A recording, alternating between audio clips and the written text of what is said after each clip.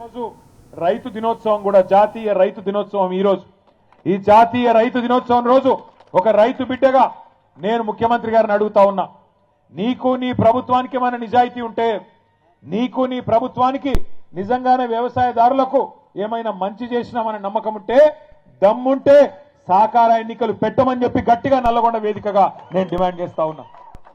తప్పించుకోవచ్చు కొన్ని రోజులు, అధికారం ఉంది కదా, నామినేషన్ల ద్వారా పదవులు నింపుకున్నాం కదా అనే ఒక తొంపుతో తప్పించుకోవచ్చు. కానీ వాళ్ళ రాష్ట్రంలో ఉన్న వ్యవసాయదారులందరూ, వ్యవసాయ కూలీలు కానీ వ్యవసాయదారులు కానీ అందరూ తీవ్రమైన కోపంతో ఉన్నారు. ఆ కోపం కొద్దిగా సర్పంచ్ ఎన్నికల్లో కనబడ్డది. సహకార ఎన్నికలు పెడితే రైతులు కర్రుగాల్చి వాత పెడతారనే భయంతో ఇవాళ నామినేటెడ్ పద్ధతుల్లో ఆ పదవులు నింపుకునే ప్రయత్నం చేస్తా ఉన్నాడు ముఖ్యమంత్రి గారు. 2 ఏళ్ళు అయిపోయింది. ఏం చేసిండ్రు 2 ఏళ్ళు ఈ ముఖ్యమంత్రి గారు? కాంగ్రెస్ ప్రభుత్వం కేవలం టైం పాస్ కాలక్షేపం కార్యక్రమాలు తప్ప ఏమీ లేదు. రోజుకొక లీక్ ఇస్తారు. ఇగో ఈ కేసు ఆ కేసు ఆ కేసు ఈ కేసు.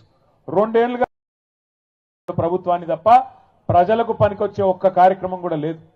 పోనీ ఆ కేసులన్నా ధైర్యంగా పెడతాడా మొగోడిలాగా అంటే అది కూడా చేత కాదు. రోజుకొక లీక్. ఇగో ఈ కేసు ఇస్తారంట, ట్యాపింగ్ అంట, నోటీస్ అంట.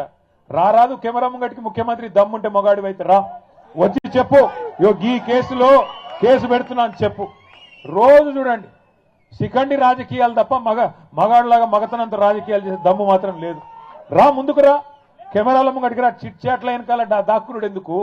ముఖం ముంగ పెట్టుకొని రా, ముంగటి కెమెరా ముంగటికి వచ్చి ఇగో ఈ కేసులో నేను కేసు పెడుతున్నా, నేనే పోలీసు వాళ్ళకి చెప్పినా, నోటీస్ ఇస్తున్నా, నేనే అవసరమైతే జైల్లో పెడతా అని హోంమంత్రి కూడా నువ్వే కదా, వచ్చి చెప్పు ముంగటికి వచ్చి. అది చేత కాదు.